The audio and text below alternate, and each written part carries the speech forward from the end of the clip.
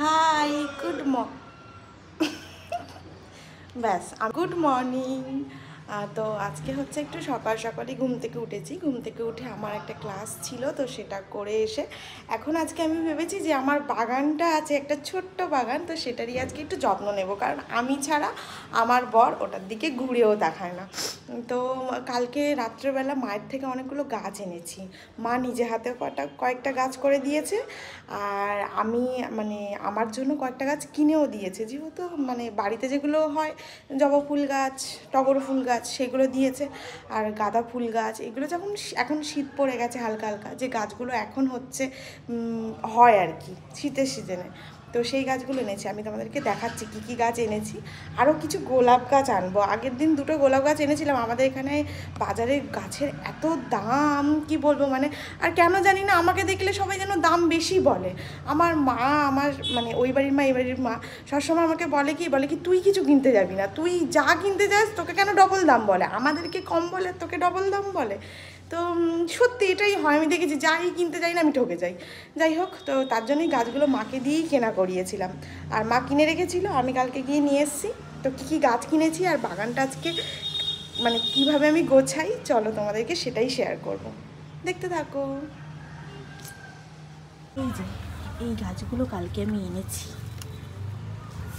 এটাতেও ফুল হয়েছে, দোপাটি ফুল গাছ, ছোট্ট একটা ফুল হয়েছে ভিতরে।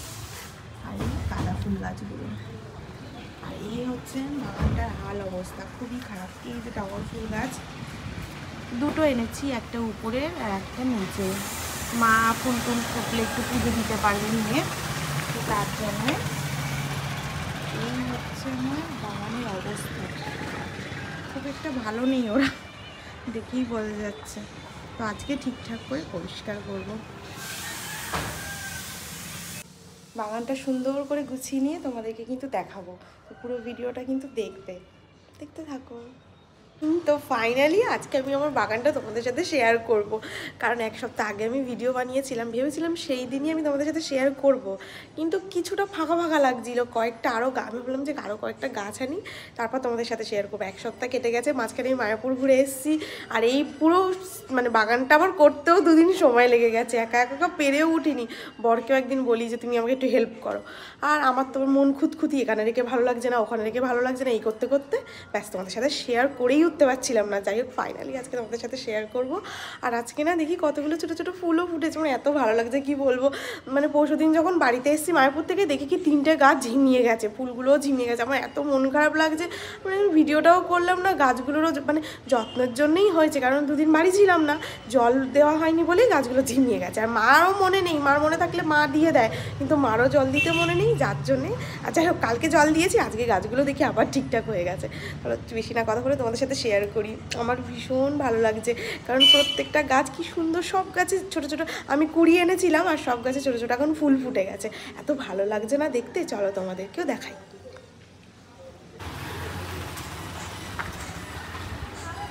খুব সুন্দর সুন্দর ফুলগুলো ফুটেছে, আর এত ভালো লাগছে দেখতে। কোন দিক থেকে শুরু করবো বুঝতে পারছি না, এদিক থেকে দেখাই।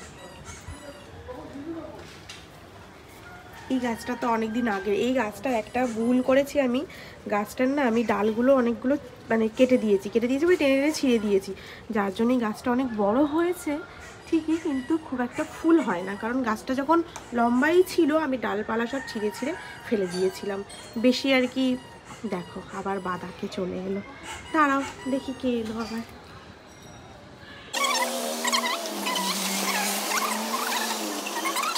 পাতাগুলো সব কেমন হয়ে যাচ্ছে। ওই দেখো ঠাম্মা স্নান করে আর আসছে পুকুর থেকে।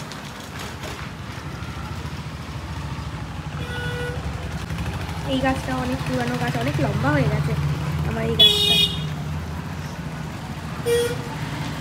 বেশি কথা না বলে ঝপঝপ দেখাই তোমাদেরকে, তার কারণ আমার নেলের ক্লায়েন্ট এসছে, তাদেরকে বসিয়ে রেখে আমি এখন ভিডিও করা শুরু করেছি।